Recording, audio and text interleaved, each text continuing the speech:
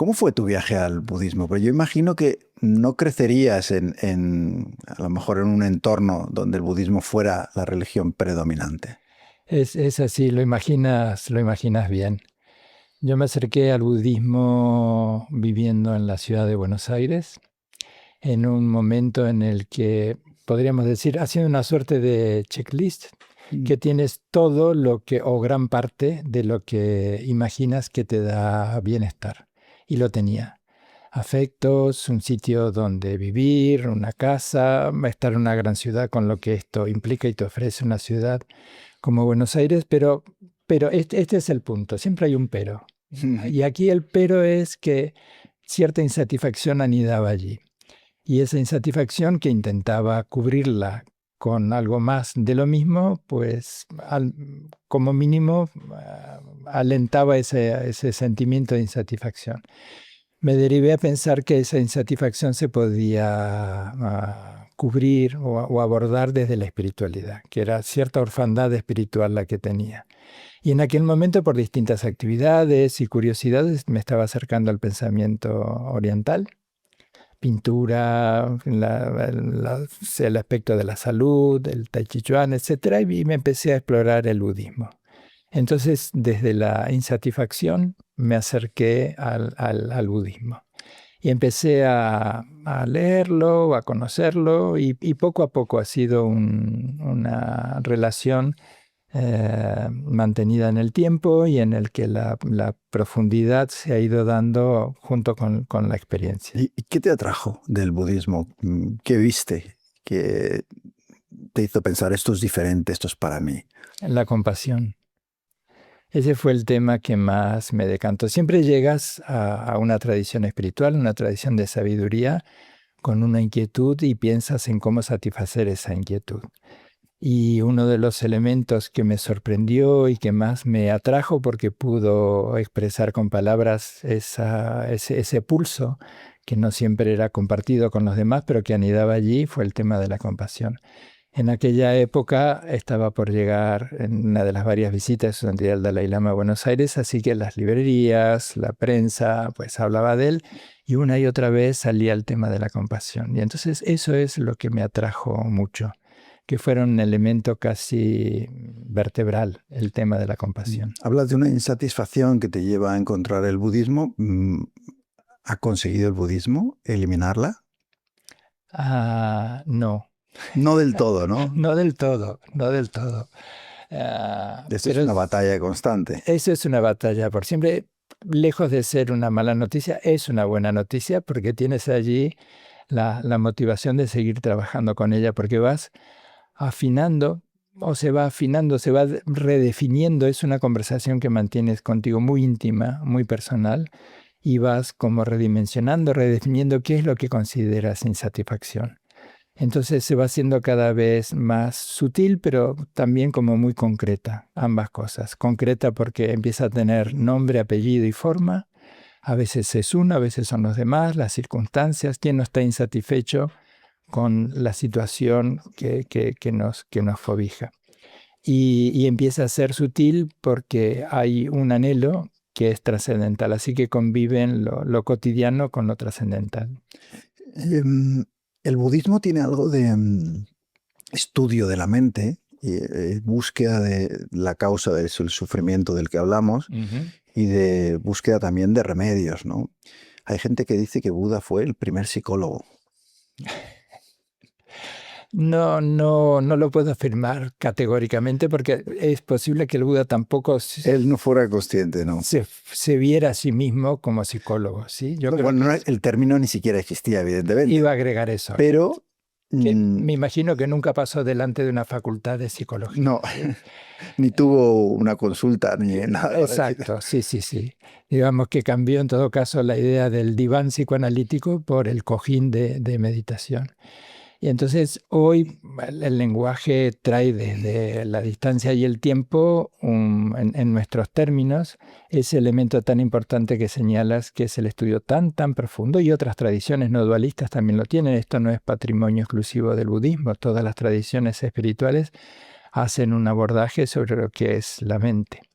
particularmente conozco algo más, por razones obvias, la del budismo, y no deja de asombrarme la profundidad y la meticulosidad que tiene en observar nuestros procesos de pensamientos, en nuestros procesos emocionales, y también este abordaje desde lo ontológico, lo metafísico, y caemos o llegamos a este punto que señalaba, lo psicológico, lo emocional.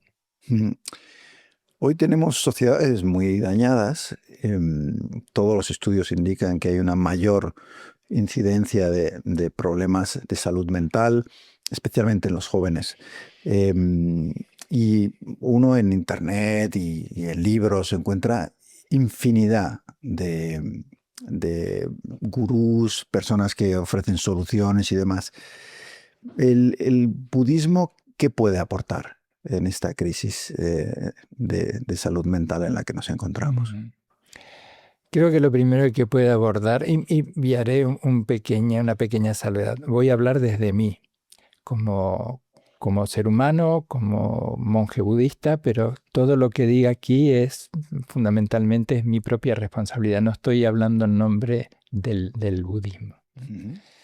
Yo creo que lo primero que me gustaría aportar es sensatez y calma, y que nadie haga caso de lo que aparece tan fácilmente por los medios, por internet, que no nos dejemos llevar por propuestas tan lineales y tan simples, que además comenzarán las 3 cosas que nadie te dijo, las 5 que tiene que saber. Entonces creo que la responsabilidad por uno mismo, ese es tal vez, se me ocurre pensar ahora, el punto de partida. Hacernos responsables de nuestra infelicidad, de nuestra insatisfacción, de nuestras disfunciones emocionales, y por lo tanto que recurrir a profesionales o ámbitos en el que haya honestidad, haya preparación, haya solidez en la propuesta. Si entre todas esas posibilidades que afortunadamente en nuestro contexto, y esto no está extendido al planeta en su totalidad, pero en nuestro contexto que ofrece tantas posibilidades, si alguien tiene interés o intuye que el budismo le puede aportar algo, pues que aplique en la misma idea, ¿sí? Que observe, que investigue, que vea si hay una relación entre lo que se dice, lo que se percibe, ¿no? La manera de estar en ese sitio. Esta manera en la que lo planteas tiene mucho que ver con algo del budismo, y es que es una religión muy poco proselitista, ¿no? Es más, aquí estamos, todo el mundo está invitado a entrar, pero no hay una búsqueda de fieles o de adeptos como encontramos a lo mejor en otras religiones, ¿no? Eso es lo que me hace sentir muy cómodo, y lo que me hizo sentir muy cómodo desde hace tantos años y me sigue haciendo sentir cómodo, que es esta propuesta, esta disponibilidad de decir: aquí estamos. Comunicaremos, publicaremos, utilizaremos los medios habituales de comunicación contemporáneos, pero la propuesta siempre es: aquí estamos. Y desde esa hospitalidad es esforzarnos en acompañar al otro desde nuestro conocimiento, pero ese es el tema también de la compasión. Siguiendo al otro en sus propios modos de estar, sin imponer, sin exigir. En todo caso, habrá algunas indicaciones, llegado el caso, en lo que hace, no lo que tienes que hacer ni sentir, sino en todo caso en cuanto al método, la práctica de la meditación. Pero después el resto es bienvenido, y vamos a ver juntos, porque esto lo vamos co-creando, cómo podemos trabajar. Hay una estructura, hay un pensamiento, hay un contexto y un método, pero ¿qué es lo que podemos trabajar juntos? Y muchas veces es silencio. Es escuchar al otro, darle un espacio que pueda sentir, en principio, seguridad. Silencio en un momento en el que hay tanto ruido, no nos vendría mal un poco más de silencio. Nada mal. Pero también podemos explorar qué es el silencio, y que sería casi paradójico hablar del silencio. Pero el silencio no significa ni indiferencia, ni distanciamiento, ni frialdad, ni tan siquiera ausencia de palabra o de sonido, que también. Pero fundamentalmente es ese silencio a nuestra reactividad, a nuestros sesgos, silenciar, acallar. Eso lo decía Nagarjuna, un filósofo medular en el pensamiento budista, de acalla o calma las cosas que nombras. No solo cuando dices mesa, persona, sino ese pulso tan condicionado que nos hace ver lo que nuestra mente y nuestros condicionamientos ocultan lo que auténticamente es. Así que ese silencio mayor es, otra vez, la compasión, el amor, en el que das espacio, te observas, qué es lo que sientes, cómo estás con eso que sientes y qué es lo que puedes aportar.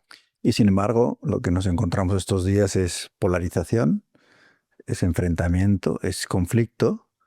No parece que esté calando esa idea que estás explicando y que yo creo que todo el mundo nos parece bien, pero ¿por qué no conseguimos esa serenidad o esa paz o bueno, ese estado mental que evite el enfrentamiento que estamos viviendo?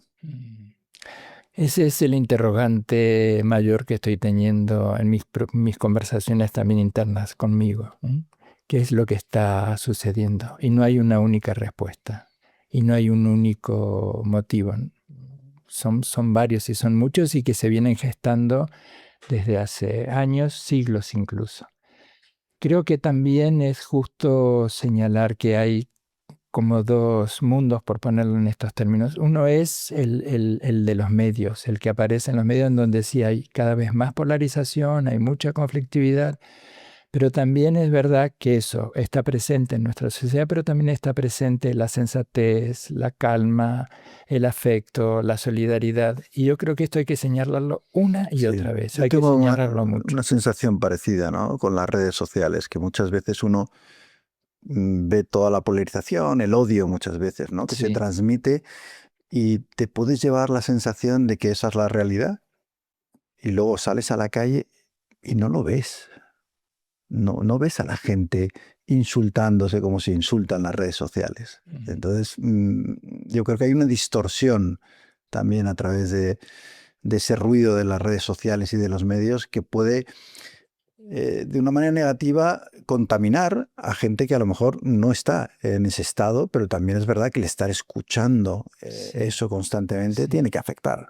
Afecta y mucho, porque eso va permeando. Incluso desde las neurociencias se afirma esto, que esas radios o esas televisiones que tenemos de fondo, sin prestarle mucha atención mientras andamos en casa, pues nos va permeando. Aunque no estemos atentos como tales, pero sí que va filtrando. Y entonces eso sí que nos va permeando de una manera de la que no siempre somos conscientes. Ir alimentando nuestros sesgos de pertenencia, nuestros sesgos de confirmación, que si ya hay una suerte de error activo en nuestra mente que confunde aquello con lo que está haciendo de múltiples maneras y multicondicionada, que lo vemos como algo concreto, sólido. Hay un error activo de la mente que siempre está fomentando incluso esta dualidad y esta separación. Pero en nuestra cotidianidad, pues podemos ir observando cómo podemos acortar esas diferencias, porque en el fondo a todos nos pasan más o menos las mismas cosas, incluso aquellos que consideramos nuestros rivales políticos o nuestros rivales deportivos, ¿sí? Todos queremos estar felices, todos queremos estar con una suerte de bienestar que también se extienda a nuestros entornos más cercanos. Luego está este punto de redefinir qué entendemos por felicidad y por bienestar. Y allí encuentra también esta pedagogía del amor y del cuidado hacia el otro. Y esto es lo que a veces queda opacado con un discurso que apunta a la diferencia. El que odia es más infeliz que el que siente compasión hacia otros, ¿no? No me cabe la menor duda. Y puede ser que le cueste reconocerlo, incluso que no lo reconozca, porque el odio, como las emociones en su cúspide, dan una sensación de mucha potencia, ¿no? Entonces, eso también es observar por qué a veces necesitamos estar tan definidos por algo tan extremo como es una emoción, que puede ser una emoción violenta o una emoción que no lleve al daño físico, pero que está en su potencialidad máxima. ¿Qué temor puede haber oculto? Estoy dando grandes pinceladas, las cosas son mucho más complejas y ricas, pero observar qué se puede esconder o que está oculto allí en esa expresión tan sólida, concreta de sobreidentificarme con algo, con mis celos, mis envidias, mi orgullo, mi enojo. ¿Qué debilidad estamos intentando paliar para que haya una expresión tan potente de una emoción que trae más conflicto y que tiende a perpetuarse?